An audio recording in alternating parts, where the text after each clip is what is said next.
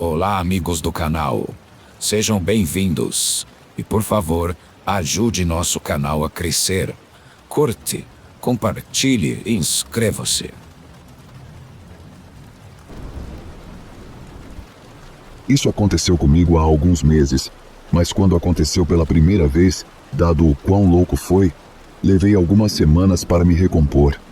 É relevante eu te dizer desde o início que sou um veterano militar e tenho estresse pós-traumático, ansiedade, além de um caso de depressão que atualmente está no meu 3º ano.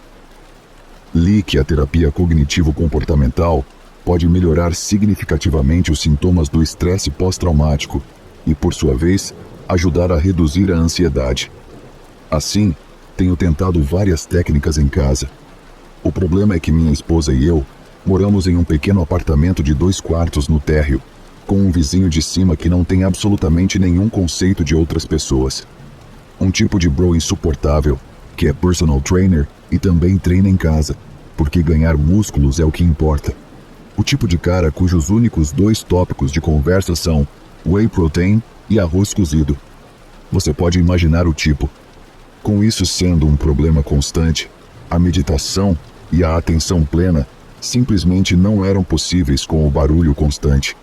Minha solução foi fazer minha rotina normal durante o dia, mas aproveitar minha insônia mais tarde, por volta das 11 da noite até a meia-noite.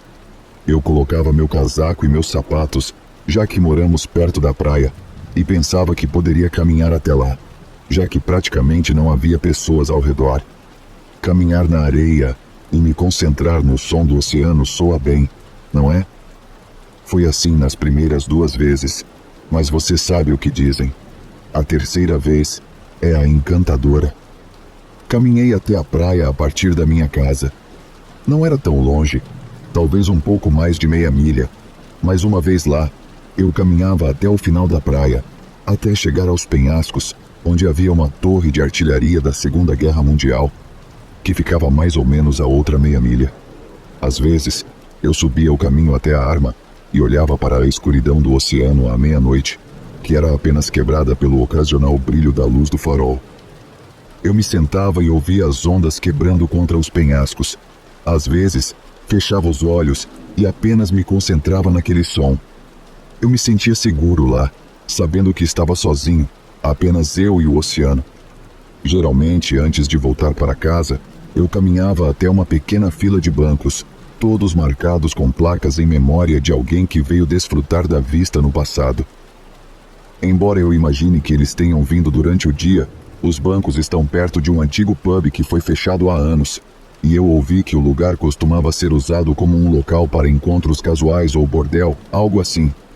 Quando vi faróis de carro vindo em direção ao pub, imaginei que era algum jovem tentando pegar potenciais casais por lá.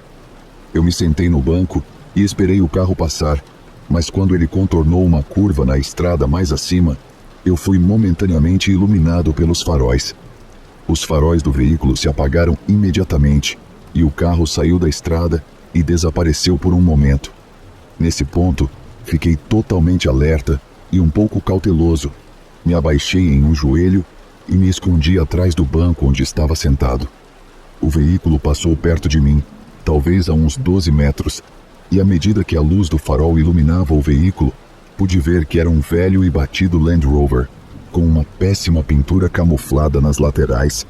Nesse momento, alguém surgiu do topo do veículo com um rifle com luneta e uma grande lanterna.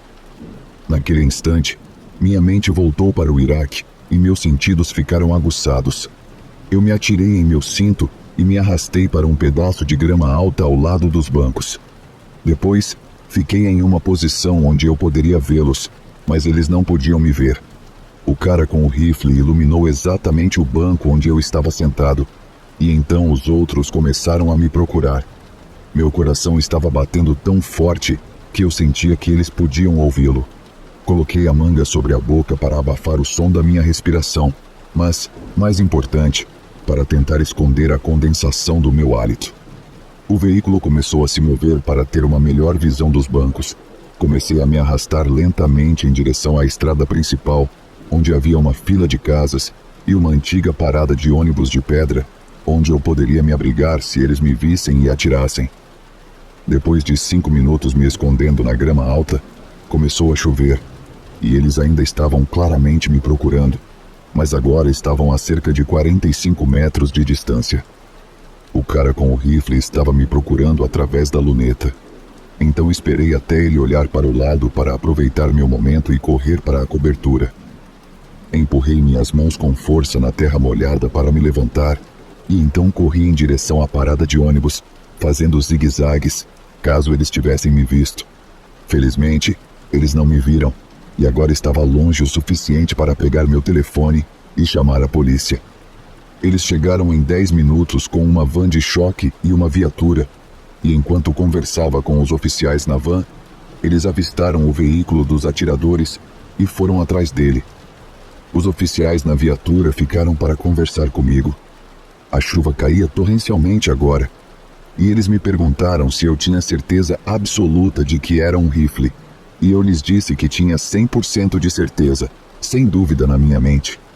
Os oficiais se olharam, e então um deles perguntou: qual é exatamente a sua experiência com armas de fogo?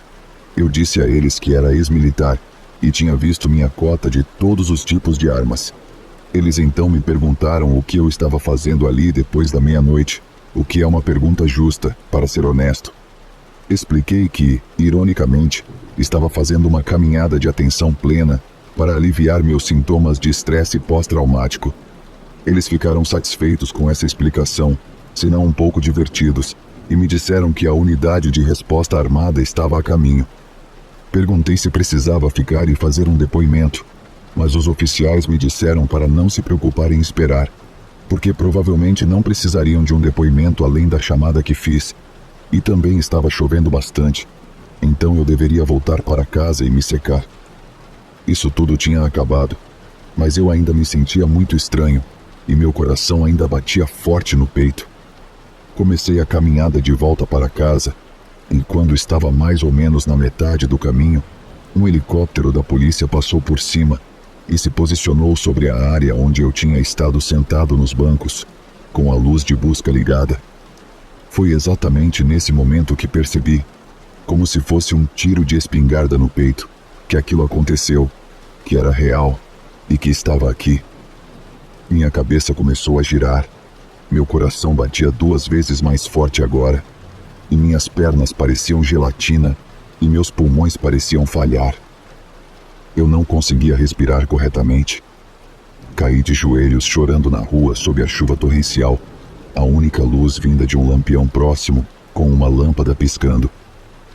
Eu estava arfando por ar, pensamentos passando pela minha cabeça, pensando que se eu tivesse apenas ficado parado, se eu não tivesse me escondido atrás do banco, se eu tivesse feito qualquer número de coisas de forma diferente ou não tivesse feito, poderia estar agonizando minhas últimas respirações sozinho, no escuro, molhado e frio, e minha esposa não teria nem desconfiado até o dia seguinte. Não tenho ideia se eles estavam lá por mim, e se estavam, como poderiam saber que eu estaria lá? Eu tinha ido 2 vezes antes. Não é como se houvesse animais para caçar além de raposas, mas por que caçar raposas de um veículo com um rifle e uma lanterna à meia-noite? Não tenho vergonha de dizer que a experiência me aterrorizou. Acho que meu treinamento militar me ajudou a ficar alerta e escondido, mas realmente não sei. Não saio mais para caminhar à noite. Tenho pesadelos ocasionais sobre tudo isso. Se você está se perguntando o que aconteceu com o cara, eu também estou. Eu liguei e conversei com uma oficial, e ela conseguiu encontrar o relatório do incidente imediatamente. Os oficiais no local confirmaram que haviam avistado o veículo e que tinham feito uma perseguição fora da estrada. Disseram que seguiram o veículo em terreno difícil pelo maior tempo que puderam, e então o veículo apagou todas as luzes e fez uma fuga usando a escuridão para se esconder. A unidade de resposta armada foi chamada e patrulhou toda a área, enquanto o helicóptero foi despachado para tentar localizar o veículo com câmeras de calor. Ambas as equipes não conseguiram encontrá-los, pois, quando chegaram ao local, eles já tinham fugido. A gravação de câmeras de segurança também foi verificada e não rendeu absolutamente nada. Pedi desculpas se eles acharam que eu havia desperdiçado o tempo deles, e ela me disse que, no que eles estavam preocupados, eu fiz a coisa certa. Ela também disse que houve alguns relatos isolados de tiros na área nos últimos anos. Então talvez eu devesse repensar minhas caminhadas tão tarde da noite. Não tive energia para explicar novamente por que eu fazia isso. Então apenas agradeci a eles e fui para casa. Desde então, não tenho ido à praia à noite. Meu médico me aconselhou a evitar ambientes isolados, e o que aconteceu ainda é uma memória muito recente. Embora eu tenha ficado aliviado por não ter sido ferido e por minha esposa não ter que enfrentar a perda de um marido, não posso deixar de pensar que essa situação poderia ter terminado de maneira muito diferente.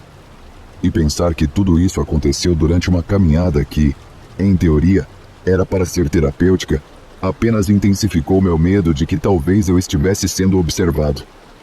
E agora, sempre que ouço um carro passando, tenho certeza de que vou ver um veículo camuflado com um rifle e uma lanterna. Essa é uma coisa que realmente me assombra. O que deveria ter sido um momento de paz agora se transformou em um medo constante de estar em um lugar onde posso ser alvo.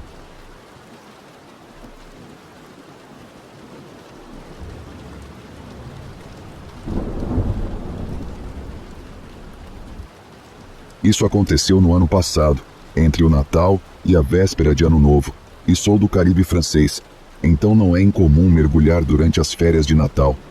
Minha família e eu, sou uma mulher de 25 anos, reservamos alguns mergulhos. Todos eles são mergulhadores muito bons, melhores do que eu, e passaram por alguns níveis de mergulho que os permitiram participar de mergulhos muito mais técnicos do que eu posso fazer. Eu gosto de mergulhar também, e sou capaz de fazer quase todos os mergulhos casuais, mas ainda não me sinto segura mergulhando sem um instrutor, especialmente em mergulhos que exigem paradas de descompressão. Se alguém não está familiarizado com mergulho, aqui vai uma explicação rápida. Você pode mergulhar com segurança até uma certa profundidade antes que a pressão se torne perigosa. Se você mergulhar abaixo desse ponto, que é aproximadamente 20 metros, você precisa fazer paradas de descompressão durante sua ascensão, o que significa que você deve parar enquanto sobe para a superfície por um certo tempo, para permitir que seu corpo se adapte à pressão. Se você subir muito rapidamente, pode sofrer de doença descompressiva, o que, em casos mais graves, pode levar à morte. Decidimos que eu faria uma pequena aula particular com um instrutor primeiro, antes de mergulhos mais emocionantes com minha família. No primeiro dia, minha família estava desfrutando de um mergulho em um local técnico que eu não estava a fim de fazer, enquanto eu estava sozinha com meu instrutor, recuperando meus antigos reflexos de mergulho. Tudo estava indo bem. Estávamos em um lindo recife de corais e havia muitos iniciantes no barco, e eu era de longe a mais experiente ali. Meu instrutor decidiu que poderia me acompanhar com outro aluno, que era um verdadeiro iniciante, e após um pequeno briefing com todas as regulamentações de segurança e sinais de mão, começamos nossa descida. Recuperei rapidamente todos os meus velhos reflexos e estava me divertindo indo de um lado para o outro entre o instrutor e o mergulhador iniciante. Durante pelo menos 20 minutos, tudo estava perfeito, exceto por uma coisa. Era um dia ventoso e havia uma grande ressaca. Isso é menos problemático debaixo d'água, mas era para os nadadores na superfície. A única coisa que isso exigia era mais esforço físico para nadar. Então meu cilindro de ar estava esvaziando um pouco mais rápido do que o normal, o que é normal. Eu sinalizei para meu instrutor que estava com pouco ar, e ele acenou com a cabeça. Nesse nível, estava longe de ser crítico. Foi nesse momento que vi um jovem nadando em minha direção. Não era o instrutor nem um aluno. Na verdade, eu nunca o tinha visto antes. Mas ele estava com todo o equipamento de mergulho e era o único barco de mergulho no local.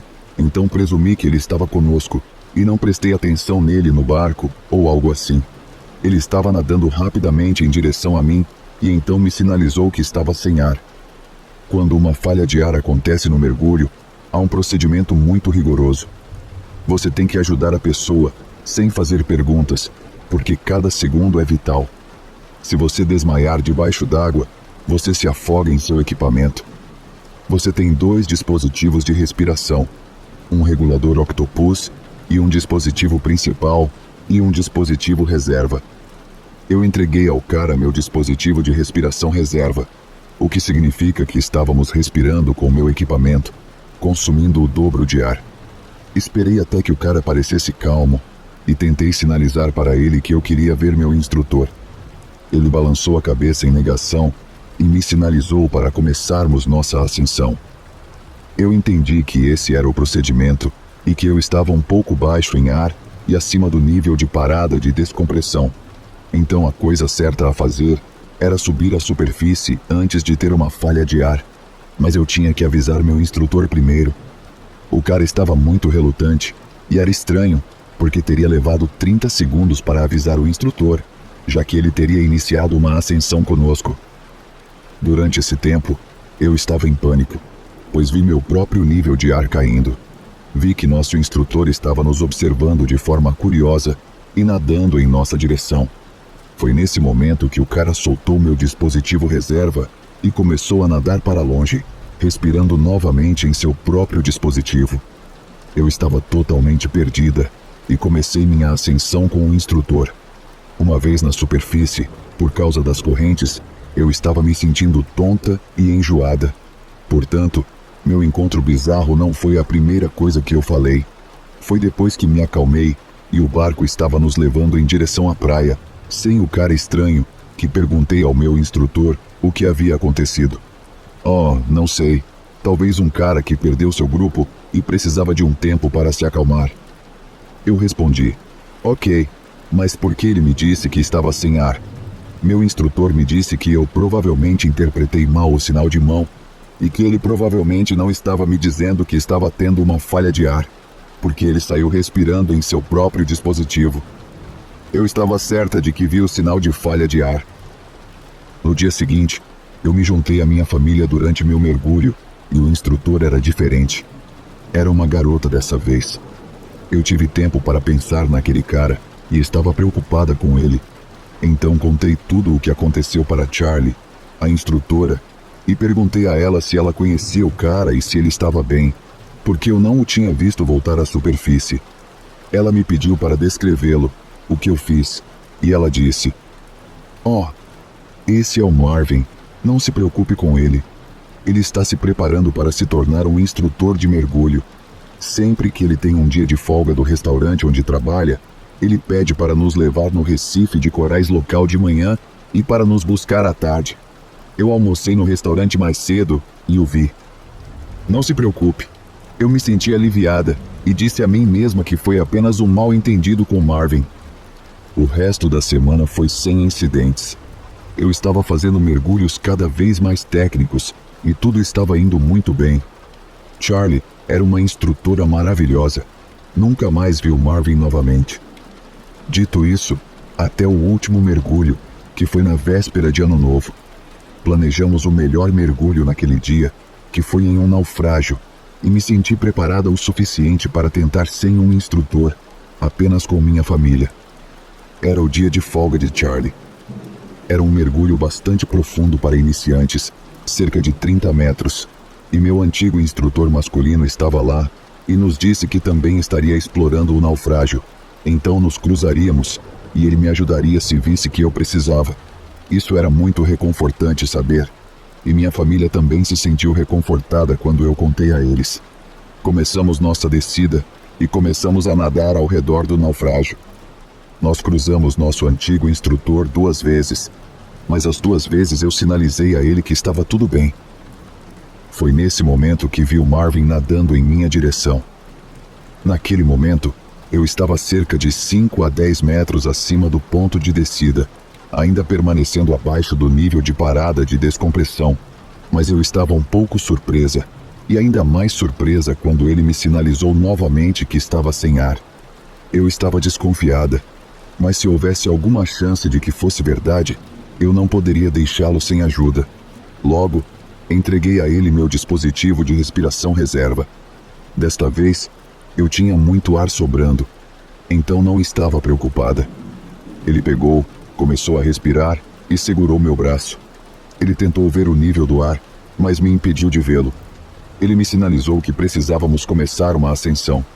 Eu imediatamente sinalizei que não. Eu não estava no meu ponto mais profundo quando ele chegou, mas eu tinha estado mais profundo durante esse tempo, e eu tinha uma parada de descompressão a fazer. Vi que meu pai nos viu, e ele rapidamente desviou o olhar, provavelmente sem entender o que estava acontecendo.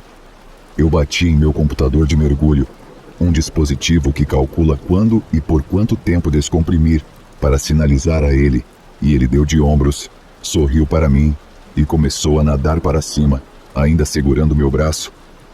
Fiquei paralisada por alguns segundos, e a coisa que me ajudou a reagir foi que meu computador de mergulho estava me avisando para parar e descomprimir agora. Eu entendi que estava em perigo e que, se deixasse ele fazer o que quisesse, eu poderia morrer com a doença da descompressão. Então, comecei a gritar, só para lembrar que nenhum som pode ser ouvido debaixo d'água, e comecei a me debater freneticamente. Eu vi meu pai e minha irmã muito abaixo de mim, meu computador de mergulho me alertando cada vez mais intensamente, e nesse momento, meu pai nos viu e reagiu, nadando muito rápido em nossa direção. Marvin estava tão fixado em me puxar que não se virou para ver o que estava acontecendo. Meu pai, então, segurou Marvin e me empurrou para cima, e quando ele me empurrou, meu computador de mergulho apitou e começou a piscar, e eu sabia que meu pai havia me salvado. Naquele momento, Marvin me soltou e saiu nadando, e meu pai e eu começamos a fazer nossa ascensão. Uma vez na superfície, meu pai estava furioso e perguntou o que havia acontecido. Eu disse que era Marvin novamente. Ele queria que eu subisse para a superfície sem descompressão. Ao mesmo tempo, eu estava tão tonta que apenas consegui balançar a cabeça, e meu pai rapidamente sinalizou para o barco que nos levasse para fora da água. No caminho para casa, meu pai não conseguia parar de discutir como Marvin poderia ser tão irresponsável, e eu estava em silêncio. Quando cheguei ao barco, Charlie estava lá, e a primeira coisa que fiz foi contar a ela o que aconteceu. Ela me escutou atentamente, e em vez de ficar preocupada, ela parecia um pouco animada. "Ah, o Marvin", disse ela. "Ele fez isso antes.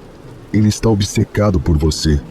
Ele sempre tenta saber se você está por perto quando está de folga, e de vez em quando, ele fica preso na água e tenta se fazer de vítima para poder passar mais tempo com você. Você sabe, ele realmente está tentando impressioná-la." Não consegui acreditar no que estava ouvindo e não consegui deixar de me sentir um pouco ofendida. Eu não achava isso bonito. Charlie viu minha expressão e disse: "Ei, não se preocupe com isso. Ele não pode fazer isso de novo, e você não precisa se preocupar com ele. Você não precisa mergulhar com ele novamente." Finalmente, depois de uma noite cheia de conversa e risadas, fizemos uma rápida reunião com o grupo de mergulho antes da celebração de Ano Novo, e alguém mencionou que Marvin havia desaparecido na água naquela noite e que todos estavam preocupados. Charlie não estava. Ele é um ótimo mergulhador, mas é um mergulhador de solitário, e todos nós sabemos disso. Ele vai voltar, é só uma questão de tempo. Ele é mais uma dessas pessoas de mergulho que só querem ser deixadas sozinhas. Mais uma vez, eu estava muito feliz por Charlie estar de folga e por tudo ter funcionado. Para o resto da semana, tudo foi normal e todos nós nos divertimos. Mas Marvin, ele nunca mais apareceu ou foi visto. Não tenho certeza se foi relacionado a mim ou se ele desapareceu no mar. Mas sei que me sinto um pouco mais segura agora.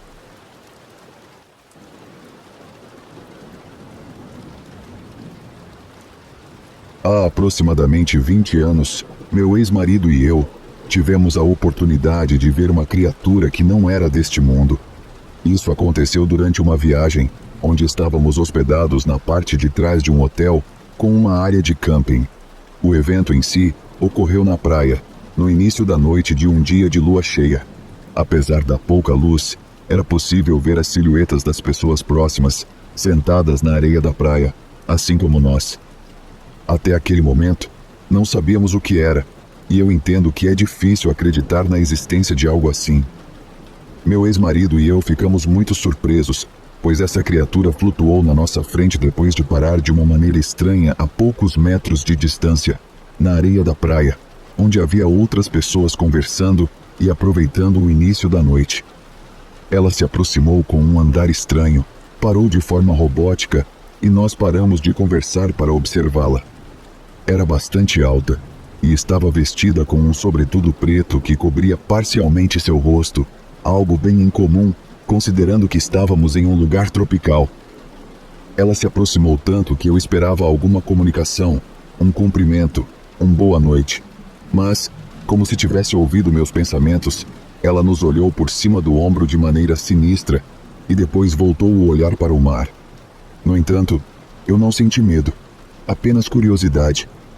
Alguns minutos depois, ela deslizou sobre o mar, e o que chamou nossa atenção foi que não conseguíamos ver seus pés. Ela flutuava em uma velocidade significativa. Eu não desviei o olhar para a região dos pés, pois só conseguia ver a barra do sobretudo sobre a borda do mar. Quando essa criatura desapareceu na escuridão da praia, já que não havia mais hospedagens além daquele ponto, meu ex-marido correu atrás dela. Ele não aceitou o que viu, pois era ateu e agnóstico.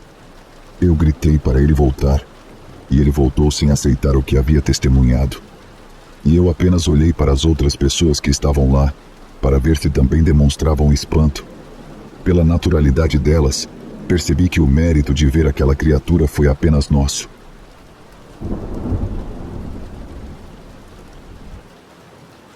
Essa história é sobre uma experiência ruim que tive quando fui acampar na praia no verão com meu namorado. Tivemos a boa ideia de acampar na praia em vez de ir a um hotel, já que eu sempre quis dormir ouvindo as ondas batendo na costa, ver o céu noturno sempre que quisesse e simplesmente viver essa experiência pelo menos uma vez na vida. Planejamos ficar na nossa barraca por uma semana. A área tinha banheiros públicos com chuveiros e restaurantes, então questões de higiene e fome não seriam um problema. Compramos todos os suprimentos necessários para essa aventura.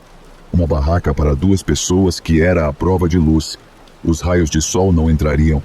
Um colchão inflável, um kit de primeiros socorros, lanternas para a barraca, etc.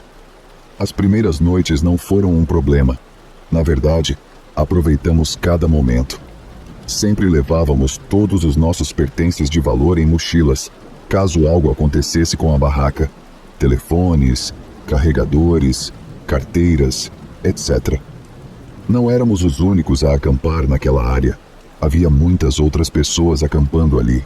Pessoas sozinhas, casais e até famílias, o que incluía também pessoas que se comportavam mal. Quando a noite caía, ocasionalmente ouvíamos pessoas rindo, festejando, dançando, ouvindo música, até fumando, usando drogas ou bebendo muito álcool. Não nos importávamos, pois ninguém havia incomodado ninguém nos últimos 4 dias e noites.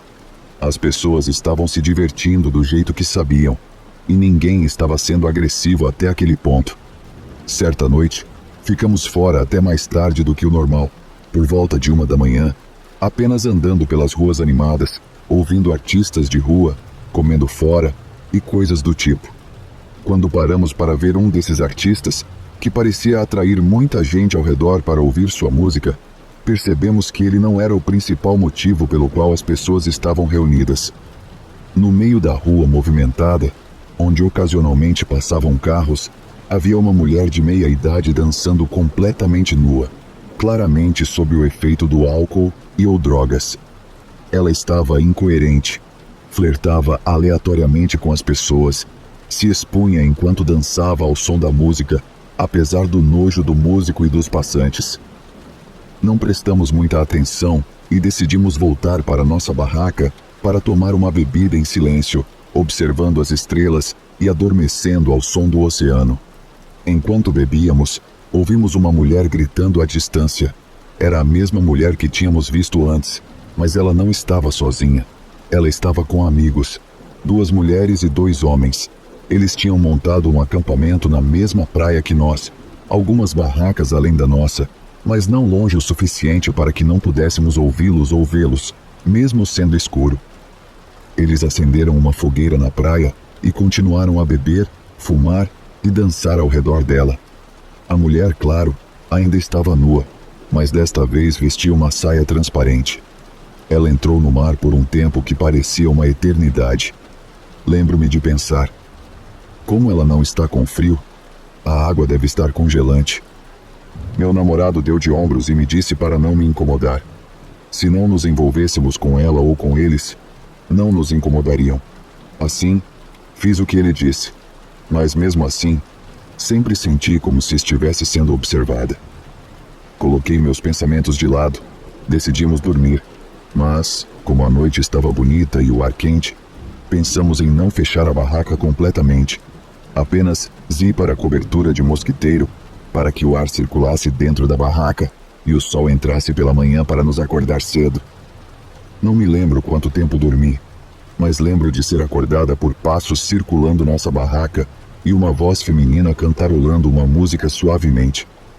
A barraca não era muito grossa, dava para ouvir tudo do lado de fora. Eu estava com muito medo para olhar para fora. Na verdade, estava com medo até de mudar de posição, para não indicar à pessoa do lado de fora que eu percebi sua presença. Tudo o que fiz foi deitar e olhar para fora através da cobertura de mosquiteiro. De repente, ouvi os passos pararem acima da minha cabeça e a voz sussurrar: "Não tenha medo, só quero cantar uma canção de ninar para você." E os passos recomeçaram a circular a barraca. Vi seus pés em frente à nossa barraca, passando lentamente, e notei a saia longa e transparente familiar balançando atrás dela. Na manhã seguinte, arrumamos nossa barraca e nos mudamos para outra área da praia, o mais longe possível daquela mulher e seus amigos.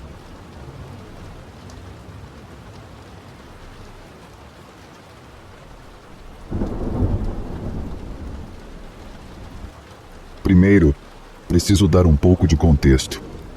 Quando eu era mais jovem, trabalhei para minha comunidade à beira do lago durante a temporada de verão, desde que me lembro.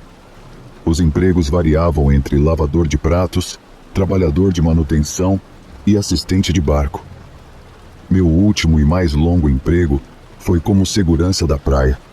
O lago tinha uma pequena praia com um edifício que tinha uma sala de jogos, um deck com vista para a praia, um restaurante, um pequeno motel e um saguão para os hóspedes do hotel e do restaurante. Eu era responsável por verificar os hóspedes da praia e garantir que fossem membros em boas condições que pagaram suas taxas comunitárias, além de fazer cumprir as regras estabelecidas para toda a área. Recebia muito desaforo nesse trabalho de Karens, adolescentes irritantes e outros idiotas que estavam por lá no verão. Era como todo o drama que você veria em uma novela adolescente da Warner. A história aconteceu durante o verão e o outono de 2011. Eu me formei na faculdade e prometi a mim mesmo que esse seria o último ano em que trabalharia para a comunidade. Eu estava cansado do drama e pronto para encontrar um emprego de verdade. Para ganhar mais dinheiro esse ano, também assumi o turno da noite como segurança da praia. Para isso, eu monitorava a propriedade por mais 3 horas depois que a sala de jogos e o restaurante fechavam às 11 da noite, garantindo que ninguém estivesse invadindo a propriedade. Eu geralmente caminhava pela propriedade e depois ficava na área do saguão, assistindo TV e jogando no meu Nintendo DS, até que meu turno acabasse.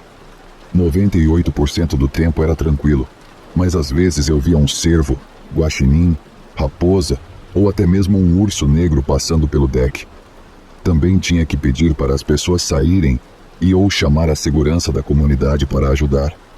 Devo mencionar que sou um segurança desarmado e não possuo nada para me defender nesse momento da história.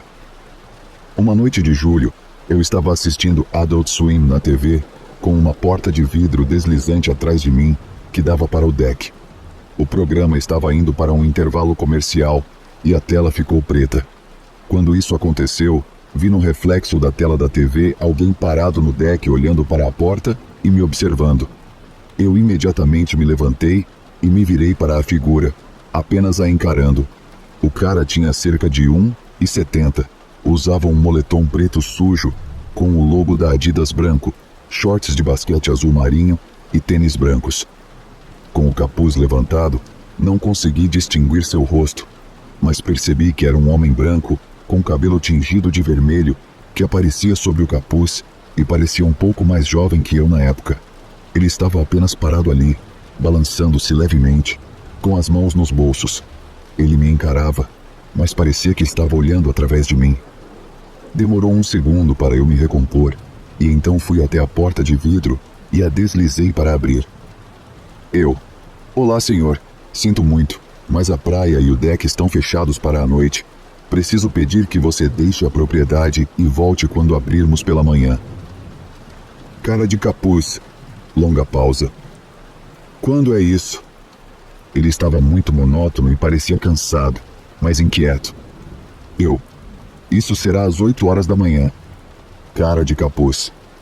Ok. Posso entrar e usar o banheiro? Nesse momento, eu senti que havia algo muito estranho sobre esse cara. Já lidei com bêbados e pessoas muito chapadas, mas esse cara parecia estar sob efeito de algo diferente, e eu não queria me envolver. Desculpe, mas ninguém pode entrar aqui a menos que sejam hóspedes do hotel e do restaurante, que estão ambos fechados para a noite. Agora, por favor, senhor, você pode sair da praia? Ele parecia ficar um pouco irritado com isso, mas sua linguagem corporal mal mudou. Cara de capuz. Certo. Acho que vou procurar outro lugar então. Ele então se afastou. Eu fiz questão de segui-lo do deck e observei enquanto ele se afastava para garantir que ele saísse. Em vez de subir a estrada, ele se desviou para a floresta. Ele saiu de minha vista, mas consegui ouvir seus pés arrastando-se pela vegetação e galhos. Depois disso, voltei para o saguão, tranquei a porta atrás de mim e chamei a central, relatando o incidente e pedindo para ficarem de olho no cara. Chegou às 2 da manhã, tranquei tudo, ativei o sistema de segurança e fui embora. Comecei a dirigir para fora da área da praia e, ao começar a virar à esquerda, um balão cheio de um líquido vermelho voou da floresta e bateu contra a janela do passageiro.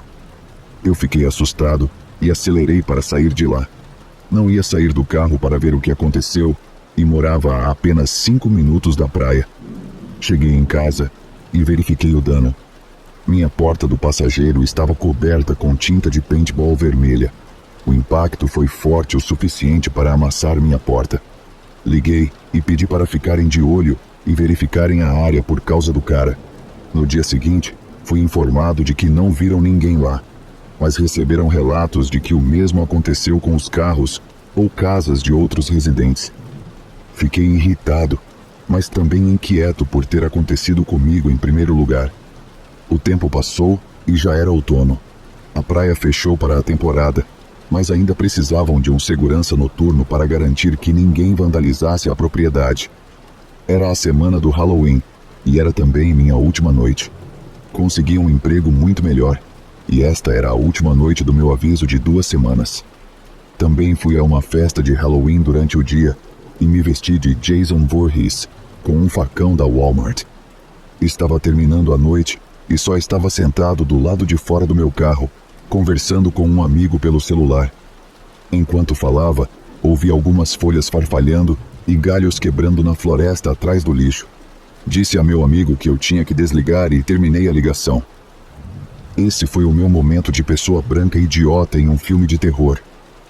Eu caminhei um pouco mais perto de onde vinha o barulho.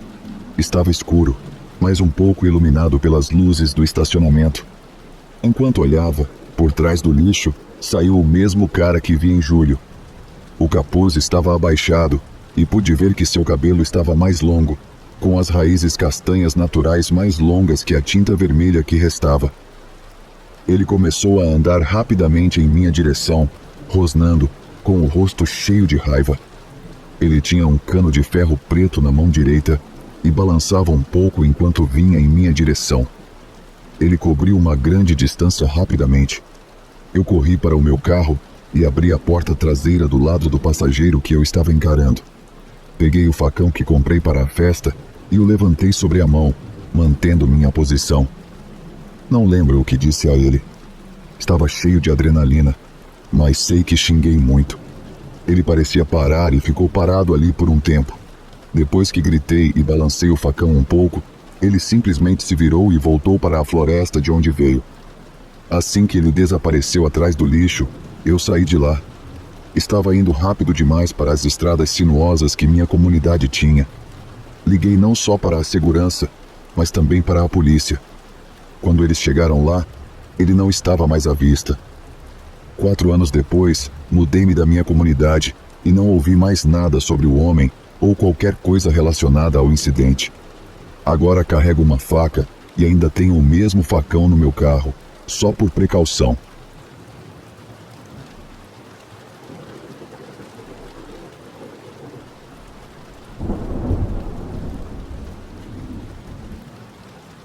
Quando minha prima e eu tínhamos 18 e 16 anos, eu costumava pegá-la em casa à noite e íamos à praia fumar.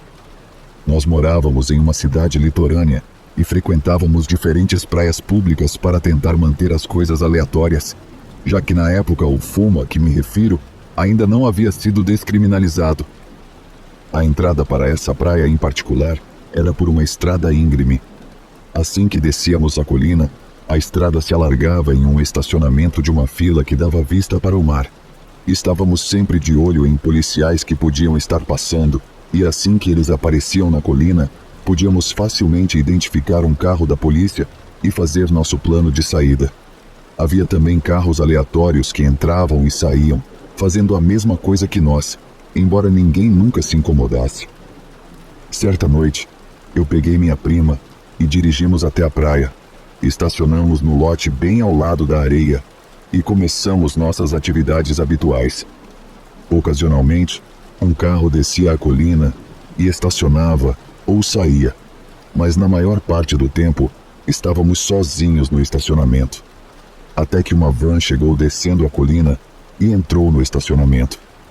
Eles não estacionaram, mas ficaram sentados por alguns minutos com os faróis apontados diretamente para o lado do motorista do meu carro.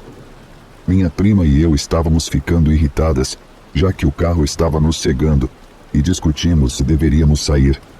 Então, o carro foi em direção ao final do estacionamento, passou por onde estávamos e virou, desta vez apontando os faróis diretamente para o lado do passageiro do carro.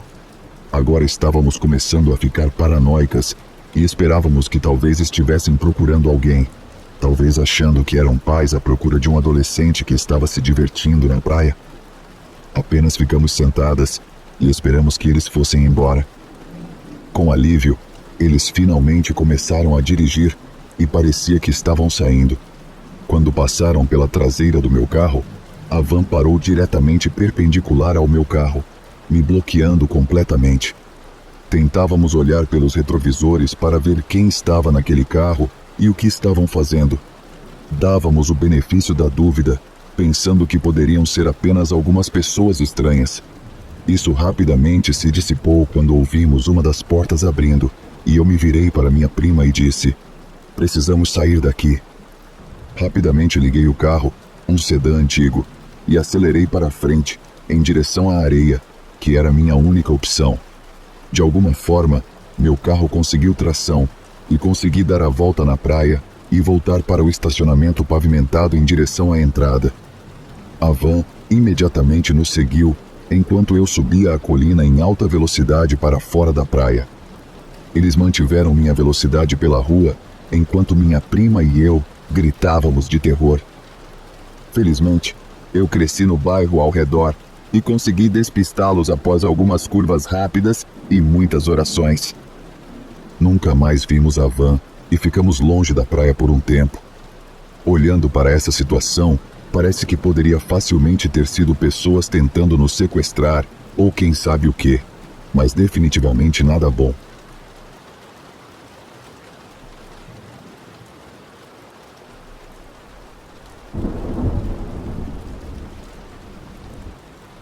Na última semana de julho do ano passado, fui para Ocean City, Maryland, com meu namorado da época. As primeiras noites foram ótimas.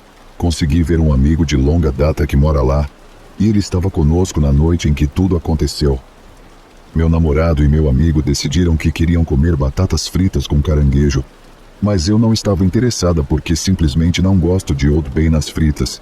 Desculpe, me processem. Decidi me sentar em um banco e esperar por eles. Vi uma família passar e notei que a filha estava andando atrás deles.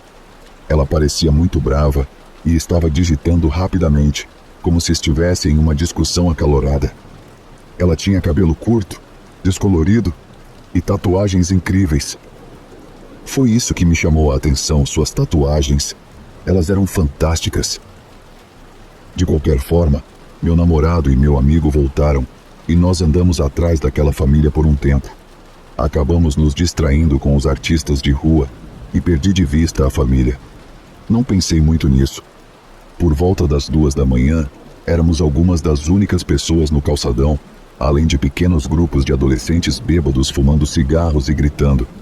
E a vi novamente, correndo em direção à praia, chorando. Eu queria ir atrás dela e perguntar se ela estava bem, mas meu namorado me aconselhou a não me meter e seguir em frente. Fomos para o nosso hotel e adormecemos.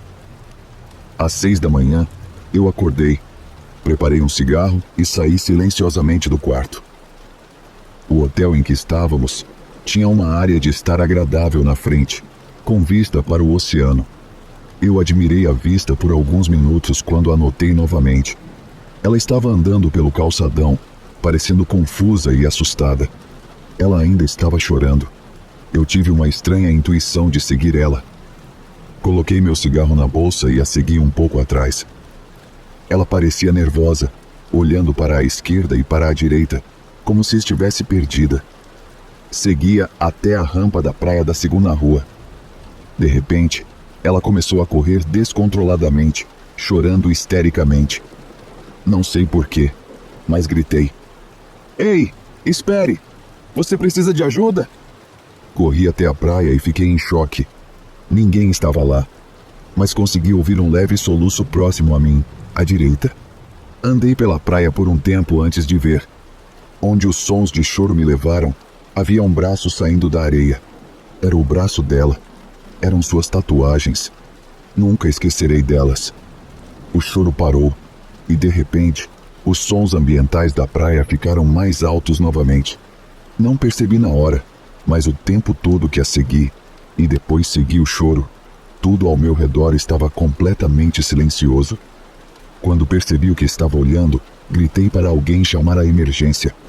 Um casal de meia-idade apareceu correndo, a esposa gritou e o marido ligou imediatamente. Eu não tinha meu celular comigo. Não gosto quando a areia entra na porta de carregamento. A polícia chegou um pouco depois. Quando eles tomaram meu depoimento, eu não sabia nem o que dizer. Disse que estava andando pela praia e simplesmente a encontrei. Levou horas para desenterrá-la. Quando finalmente começaram a puxá-la, pediram que todos os civis e testemunhas fossem afastados. Enquanto caminhávamos com a polícia para um local próximo para responder a mais perguntas, vi ela parada atrás deles, olhando para o próprio corpo. Ela olhou para mim, acenou com a cabeça e então desapareceu. Inicialmente, os relatos diziam que ela havia sentado em um buraco que desmoronou ao redor dela, mas depois foi descoberto que os grandes limpadores de areia podem ter empurrado a areia para o buraco por engano. Mas aqui está o que é assustador. Ela estava desaparecida desde as 2 da manhã. Ela morreu em algum momento entre 2 e 3 da manhã. E ainda assim, eu a vi e a segui. Durante todo o tempo, juro que ela parecia real. Ainda tenho sonhos sobre ela. Nunca esqueci um único detalhe.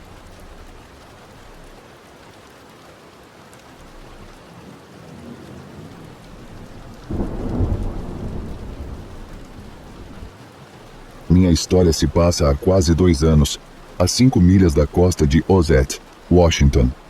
Eu e meu parceiro de mergulho na época, Jay, éramos ambos mergulhadores de resgate certificados, com várias especialidades avançadas, além de estarmos prestes a nos tornar mestres de mergulho pelo Programa Internacional PADI.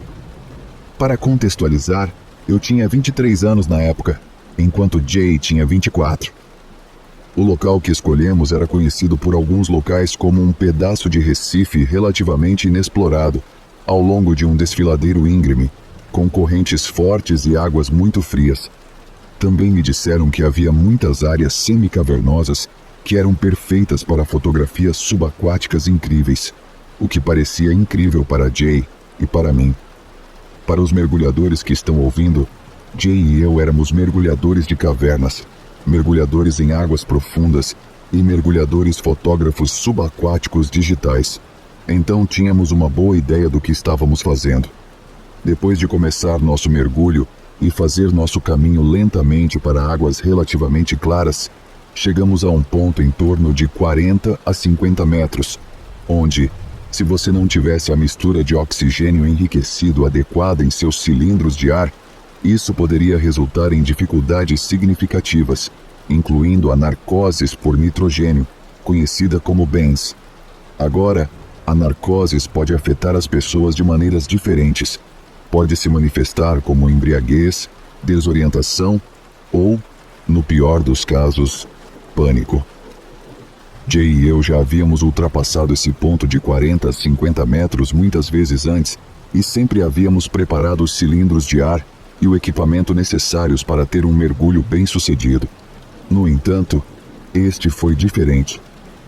Planejamos iniciar nossa ascensão quando nossos cookies, os manômetros de pressão de ar, lessem 1000 psi, 800 para subir, 100 para descompressão e mais 100 apenas para o caso de algo acontecer. Quase 19 minutos depois, começamos a nos aproximar rapidamente da marca de 1000 psi e fui sinalizar para Jay que era hora de subir. Sempre mergulhamos a não mais de 5 metros de distância um do outro e tínhamos dispositivos de áudio subaquáticos para alertar um ao outro caso precisássemos da atenção do outro. Quando me virei para sinalizar a Jay, ele havia de alguma forma afundado cerca de 8 a 9 metros desde a última vez que verifiquei sua posição, 30 segundos atrás. Liguei meu dispositivo de áudio subaquático para que ele olhasse para mim, mas ele não levantou a cabeça. Estávamos na borda de um desfiladeiro muito profundo e Jay e eu geralmente terminamos nossos mergulhos na mesma pressão de ar. Então, se eu estava perto de 1000 psi, ele também deveria estar quase lá. Nesse ponto, eu estava mais irritado do que preocupado. Ele sabia que ficar a menos de 5 metros era uma obrigação ao mergulhar com um parceiro, e quebrar essa regra é quando situações ruins podem acontecer. Após mais algumas tentativas de chamar sua atenção, tirei minha lanterna de emergência. Essa lanterna poderia projetar um feixe de luz a cerca de 30 metros de distância com facilidade, então eu tinha certeza de que Jay conseguiria vê-la. Mas não, ele não olhou para cima. Agora, comecei a me preocupar. O feixe de luz estava atingindo a parte de trás da cabeça dele, suas mãos, seu regulador. Eu até consegui pegar seu cookie, que tinha um pequeno refletor. Jay também começou a agir de forma estranha, nadando para baixo sem controlar sua flutuabilidade por alguns momentos, antes de congelar e flutuar gradualmente para cima por alguns metros. Ele fez isso algumas vezes, antes de eu decidir descer em direção a ele. Cheguei a cerca de 2 a 3 metros de Jay, antes que ele se virasse abruptamente, com os olhos arregalados. Ele tirou o regulador, sorriu e acenou para mim, e começou a nadar com toda a força que já vi um humano nadar, reto para o fundo do desfiladeiro, até que não consegui mais vê-lo. Fiquei sem palavras. Apenas me sentei lá, olhando para a escuridão, atordoado com o que havia acabado de acontecer. Depois de um minuto, hesitante, pressionei meu dispositivo de áudio subaquático algumas vezes, tentando manter alguma esperança, antes de começar lentamente minha ascensão. Não percebi que estava ofegante e consegui sugar 200 psi do meu tanque sem nem perceber. Eu sabia que o que vi era real e não havia como arriscar minha vida indo atrás de alguém que claramente estava a ponto de morrer, se é que já não estava, com tão pouco ar. Ao nadar para a superfície com segurança, comecei imediatamente em direção ao barco, em pânico, é claro, depois que a gravidade da situação me atingiu. Resumindo, Jay não havia preparado o cilindro de oxigênio correto e havia experimentado um episódio de narcoses severamente atrasado, que resultou em ele simplesmente responder ao chamado do abismo, como alguns caras chamam. Eu era muito próximo dele e tive que passar por dificuldades com a polícia, e outros investigadores durante a investigação de sua morte. Eles nunca alegaram que eu o matei, mas insinuações foram feitas várias vezes durante o interrogatório. Após a recuperação e a subsequente autópsia de seu corpo, foi mostrado que a causa da morte estava diretamente ligada à toxicidade maciça de nitrogênio. Eu contei essa história muitas vezes, mas os pesadelos ainda voltam. A única pergunta que sempre terei é: o que estava passando pela mente dele quando ele tirou o regulador e desceu para as profundezas?